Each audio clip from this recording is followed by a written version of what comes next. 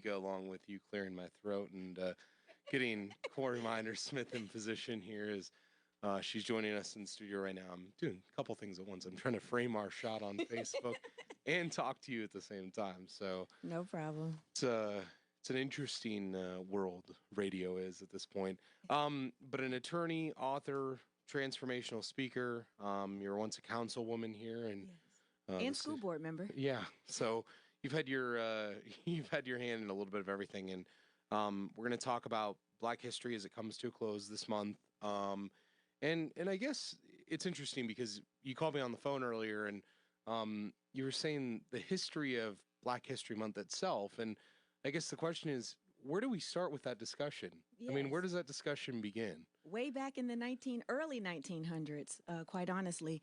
I've heard, as I've grown up, criticism in regards to February being the shortest month of the year, and why is it so coincidentally Black History Month, kind of a slight to African Americans in this country. But the history of it goes back to Dr. Carter G. Woodson. And in 1915, he started an organization with a man named Mr. Moreland. And through that organization, they wanted to bring out more information about African Americans. He was a historian, an author, second African American to earn a PhD from Harvard. Wow. And he found it interesting that historical books lacked information about African Americans. So he took it upon himself to start that. And it started as Negro History Week. And he picked the week that included Frederick Douglass's and President Abraham Lincoln's birthdays. Wow. So, February 12th and February 14th. And so through Negro History Week, it started to become the whole month with colleges and universities that celebrated throughout the whole month. And then mayors across the country declared it or adopted it for municipal events. And ultimately, former President Gerald Ford declared it as a month in 1926. So we're going back to the early 1900s and 1915 to 1926 when it was declared a full month by the president at that time.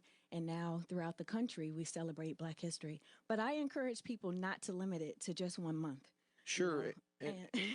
And I was going to say, I mean, you bring up an interesting point in terms of education and how it's taught. And I really feel that in my school experience that it wasn't taught as much as it should have been. Right. And from your standpoint, how do we incorporate that more into curriculum? How do we make that a bigger part of the school setting so that it's not just, well, it's February, time to talk about it, then it's not February, not time to talk about it. You know, how do we change that? Well, Black history is a part of American history. Sure. So first of all, just including it as it should be as a part of American history or the world history.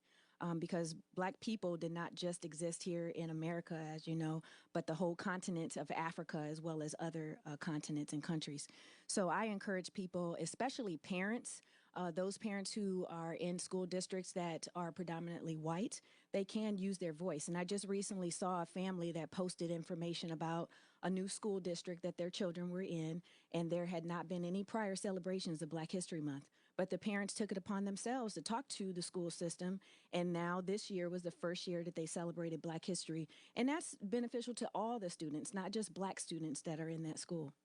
Well, and I'm trying to think of the right term for it, but I mean, everything has kind of been, I don't know, I mean, everything has kind of been pushed aside in a certain way to make history told a certain way. Yes. I mean, to use a term that I've heard, whitewashed is a term that I've heard before. And I know that to me, when I was in school, I mean, like, I don't know that I really thought about that, you know, and now all these years later, like now that I'm thinking, well, one day my kids are going to go to school, one day this is going to happen, that's going to happen. I want that to not be the case anymore. And it's like, I think it's so hard to get a country that is dealing with all the divides that we are to understand that, isn't it? Yes, it is. But it does take people using their voice, the education that they have, and sharing that with other people. Fortunately, I had the opportunity to live in other places, and I recall I was in the 7th grade in Houston, Texas, and it was February, and I wanted to know why we weren't learning about African Americans. And I remember going to my teacher and asking, you know, when are we going to talk about Black people? And she said, well, it's in the end of our textbook. So we'll talk about it towards the end of the school year when we get to it in our textbook. Well, unfortunately, the end of our textbook only talked about slavery in Texas. We had to take Texas history. And I was appalled, quite honestly. The petition, I guess I was involved in politics way back then. But I started a petition to learn about Black history then, not waiting to the end of the school year, and for sure not to just learn about slavery. African Americans have contributed so much more to this country and to this world besides free labor, which did a lot, but we have done much, much more. And even right here in Stark County. Well, that's the thing is, is that so many of the textbooks, when you read through them, when you read through a history textbook, it's the only highlights are slavery. Yes. I mean, that's such an unfortunate thing. And I mean, one, that's an upgrade of textbooks that needs to happen, but it's also an upgrade of just, hopefully the educational system, hopefully teachers take it upon themselves. Right. And I don't know, I mean, how is it that we communicate that for teachers to take that upon themselves? Right. Well, first of all, not putting it just on educators, right? But there are educators who make it a part of their curriculum to learn just, again, as a part of the curriculum. Not that you have to designate it that this is about Black people or this is during Black History Month, but all throughout the school year, because there have been contributions on so many subject matters that anything can be discussed and a Black person has been involved with it. And I just want to mention individuals like Jacob Gaskin, as far as the history here in Stark County and being one of the first, and his family being one of the first here in Stark County in the early 1800s. And currently there is a historical landmarker on Arrowhead Golf Club's property that used to be owned by him. I never knew that. Right here in Stark County. And Lexington Township is where the first settlement of African Americans, freed slaves, was adopted in 1800s as well. And there was like 200 freed slaves that lived there, and they called it New Guinea at the time. Really? So right here in Stark County. And so we have had a presence throughout this country, but more importantly, right here in Stark County. And I just find it interesting, and I appreciate you for wanting to share more information and helping others to learn more. And I encourage people to learn more, because right here in Massillon and in Alliance, we have sites that were a part of the Underground Railroad. As I indicated, Mr. Gaskin's property was a part of the Underground Railroad. We had Clay Hunter, who was the first judge. He was appointed in 1962 by Governor DeSalle at that time, and then later followed by Ira G. Turpin, who was the first and only elected Black judge right here in Stark County. And Dr. William Pyle, I just want to mention, right in East Canton, we have another historical landmark with Renee Powell. Her father was the first African-American in the United States to design, build, and own a golf course. Can you stick around? Absolutely. We'll take a break here on Live and Local. We'll take an early break, and then when we come back, we'll continue this discussion. We'll dive deeper into some of those stories and get those names out to the people and get them acquainted with who those people are, maybe a little bit more. Absolutely. Corey Minor-Smith joining us, an attorney, author, transformational speaker, so many different things. She wears 13 different hats, and right now she's on the radio with us here on Live and Local. Try this on for size. Hey, local restaurant owner, want to see some new faces? Join the family of WHBC's meal deals, but hurry, because they're going fast.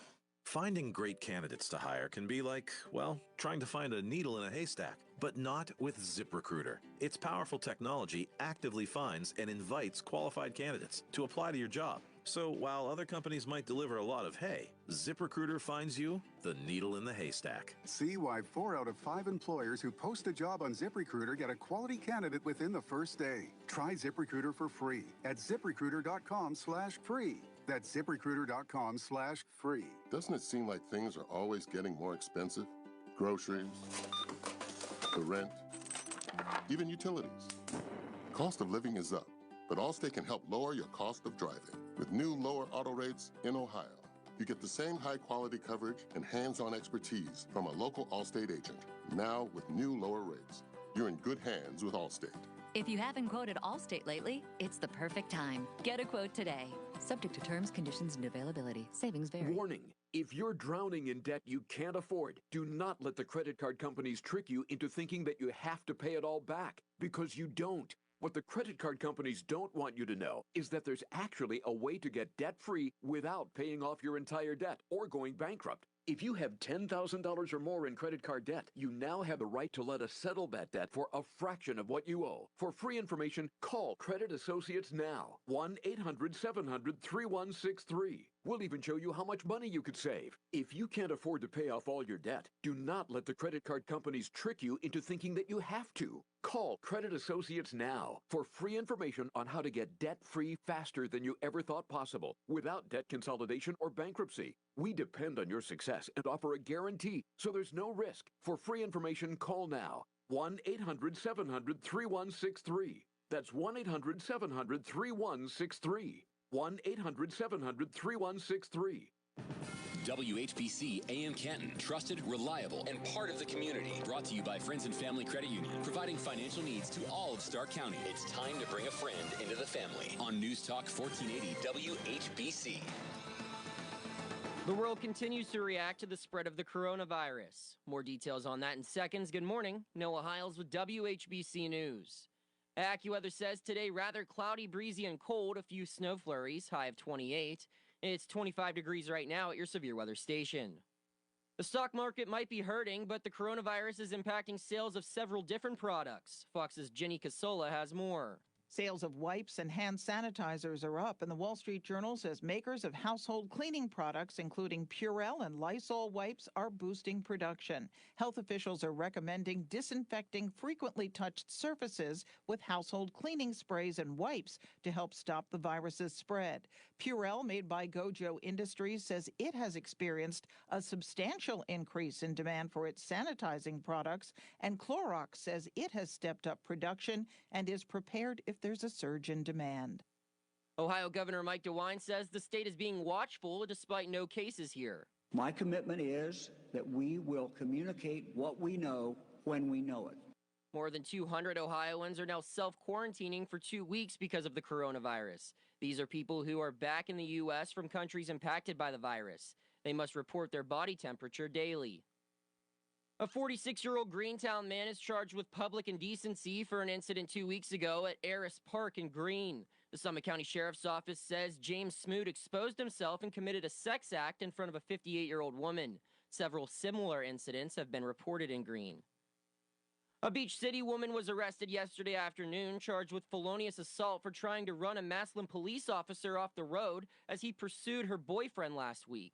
43-year-old Angela Mosley can be seen in police video on Justice Avenue Southwest in Sugar Creek Township, maneuvering to the left as a cruiser passed her by. He called her during the pursuit to come and interfere with us as we were pursuing him.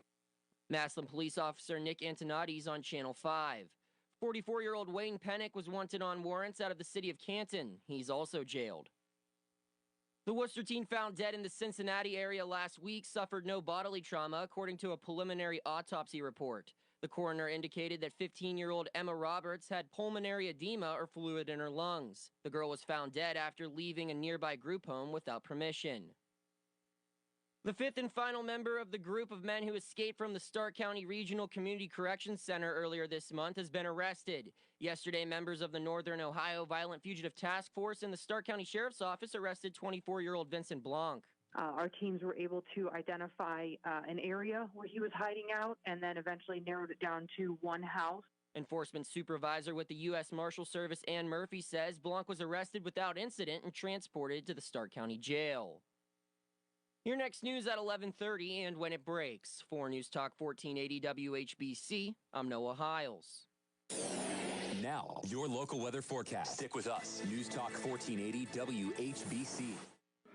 Here's your AccuWeather forecast. Becoming noticeably milder on Sunday. For this afternoon, rather cloudy, breezy, and cold with a couple of flurries. High this afternoon, 28. Tonight, cloudy and cold with a few flurries. Low 19. For tomorrow, turning out mostly cloudy and cold. A breezy afternoon, high 30. Plenty of clouds for Sunday. We'll have a high Sunday of 51. I'm Brian May for News Talk 1480 WHBC. It's Kenny and JT. At Indian Spring Training. Who has better hair in training camp, you or Francisco Lindor right now? Lindor has a lot of swag. WHBC.com, our WHBC YouTube page. We're going to put a bunch of these videos up. And we're going to tell you more about what's going on in and around Goodyear, Arizona. In a beautiful, absolutely beautiful training facility. Every year they add something to this. I didn't even get a free ball. Great to be with you and JT, Kenny, so thank you. Kenny and JT show happening live from Goodyear, Arizona. Powered by Paramount Elite ICS on WHBC. Thank you, boys. Live and local all morning long here on 1480 WHBC. Hour number 2 of Live and Local, and we're joined in studio right now. John Bozika along with you. Corey Minor-Smith joins me in studio, an attorney, an author, transformational speaker. What is a transformational speaker, by the way? Yes, I am helping people to transform their mindsets. Many times we're limited by obstacles that we may have experienced, and it's transforming away from a limited mindset to one of prosperity and ability and opportunities. That's really fascinating. Thank you. Yeah, no, I'm fascinated by that. I'm fascinated by a lot of things recently. And see, I have a book just for you to help explain what I mean by transformation, right? You know, just a part of my history and trying to excel in my career and in my life, but more importantly, using this as a resource for those who have a loved one living with severe mental illness. Sure. And so I encourage people to learn all that they can about a topic that they're passionate about and to take action in helping to move that passion to action in helping others. That's fantastic. I mean, mental illness has been a big part of my life for the last couple of years, something that I've dealt with personally. And anytime someone discusses that, it always, my ears always perk up. They always, because it's something I always want to discuss. But we're talking about Black History Month. Talking about Black History Month. And it's interesting. Before we went to the break, you were talking about firsts here in Stark County, and I feel like so many people know, the broad history of Stark County, but they don't really dig deep into it. And the first to achieve things around here, and there are many firsts that happen in this county, aren't there? Absolutely, there are. And we left off with Dr. William Powell, who I indicated designed, built, and owned the first Black-owned golf course in the United States. And then his daughter now, Dr. Renee Powell, runs the golf course with her brother. It's called Clearview Golf Club, right in East Canton. And I must say, Renee is just fascinating to me. She's the second African-American woman to play in the LPGA, and she has a whole residence hall named after her in a whole nother country, in Scotland. And she's the first American to have her name on a residence hall at the University of St. Andrews in Scotland. Well, and the thing that amazed me, because we had her on last week on the show, and the thing that amazed me was her telling the story of her dad building the golf course. He built the first 9 holes by hand. Right. And I remember the first time I played there, and you can tell that it is a hand-built golf course. I mean, it has that feel to it. And, I mean, I just, the fact that it's here, I mean, it's like the hidden gem of the county. Absolutely. Because you have to go and find it, and you have to go and play there. You have to go and talk to Renee. Be intentional in doing so. And I encourage people to do that. There's so many golf outings in this community to raise funds for various worthy causes. And I encourage people to go to America's Golf Course right in East Canton at Clearview. Renee is just awesome, and she works with people to have different programs there. She has a program for women veterans, for children, and it's a great asset in our community, and it helps a lot of people that have mental health issues as well. And just having that type of option as therapy, it's very therapeutic to be out there on the greens and just seeing the peaceful tranquility of that environment. I love it. It's very therapeutic until you start playing, and then it's not. Then it's well, not. I guess it can be stressful. Then it's not therapeutic anymore. It's been one of my experiences. Yeah. In terms of other firsts, what are some names other than Renee, other than the others that you mentioned, that maybe people wouldn't know that they should? Well, Bruce Allison, he was the first Black lieutenant and captain for Canton Police Department. His father even made history. His father was the first employee for Canton City Schools, first Black employee hired by Canton City Schools. His name is John T. Allison Sr. And then trailing on into further history, his grandson, Bruce's son, John T. Allison's grandson, Mr. Adrian Allison, being the first Black superintendent for Canton City Schools. Esther Archer was the first Black city council member for Canton. Oh my gosh, we just have so much history. Robert Williams, he was the first Black police chief for Massillon Police Department. Tony Townsend was the first Black president of Massillon City Council. Diane Rowland, who's currently serving, she's the first and only Black clerk for Massillon City Council. And Lori Lightfoot, Mayor Lori Lightfoot, from Massillon, Ohio, and now first African-American woman, openly gay, elected to be mayor of Chicago. That is awesome history. Yeah, right I mean, from Stark County. her story, starting in a town like Massillon, a mill town that, has its troubled past, Yes. And to read her rise to where she's at, I mean, it's a very, it's a motivational story. I mean, it really is. It's an inspirational story is what it is. Absolutely. And, Absolutely. and I mean, as you said, to be the mayor of a city like Chicago that, has, its own problems in its own right. And, I know that we've seen her around here in Stark County, and, it's just.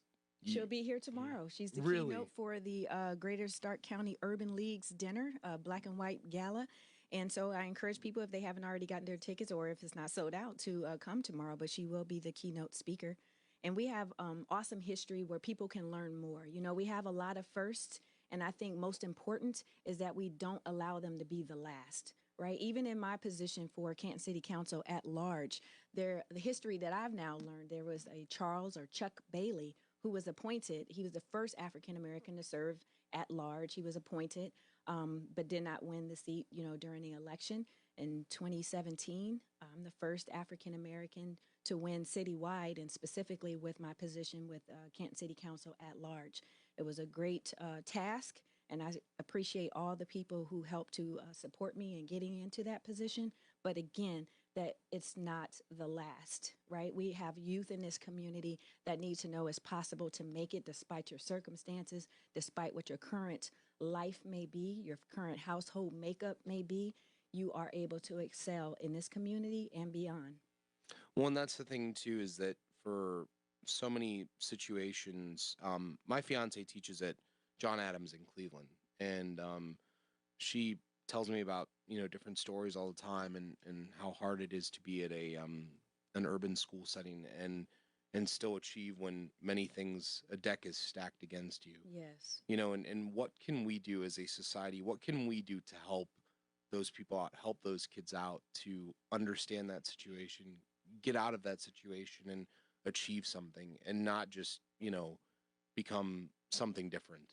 I think just even with the position that your fiance has, she can make a great impact on students that come before her in her classes and beyond.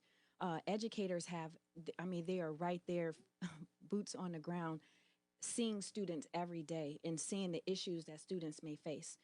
I share my own personal story, again, to help youth to just see that there is life outside of being an entertainer or an athlete, that you can have a better life, right? The start of my life being 14 schools, 3 states, and 8 different households, that alone put me behind the ball, in order to know that I could excel. But there were individuals like Norma Washington and other educators in Canton City School that helped me to understand that I could excel further despite what she called undesirable circumstances. And I believe that anyone, it doesn't have to be the educator, and sometimes students aren't living with their parents. That's okay. There are adults, community leaders, principals, counselors, individuals that can use their position to help a student see beyond their circumstances and excel into positions of authority and power, and help to empower other people. And it can just keep going on. Well, and I was telling you that I was trying to reach out to Henry Louis Gates, who is at Harvard, a professor, and, has done so many things with his life, an author. He hosts Finding Your Roots on PBS, and I was reading about an op-ed that he wrote in the New York Times some years ago about basically making school in urbanized settings for young black youth less about becoming an athlete and more about emphasizing education over athletics, emphasizing things that can advance their life over that. And I still feel like that's a problem that we have, because many times stereotypical things thrown out are always, well, emphasis is on athletics, emphasis is on this, not on, getting an education, going to college, doing those things. And I just, I know that we can start change, but oftentimes we can't get people to understand change. Right. So how do you get people to understand that? Continuing to have the conversations.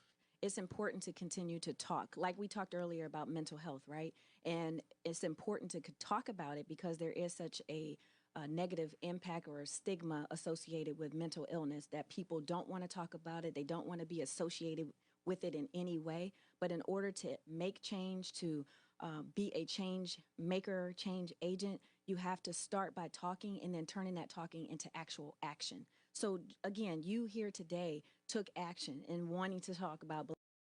Yes, we're at the end of the month, but you took action in wanting to share it before the month was over. And that is taking action. This is going beyond talking and taking action. So any of us can take a simple step towards acting and causing something to occur, making a change, right, in our community.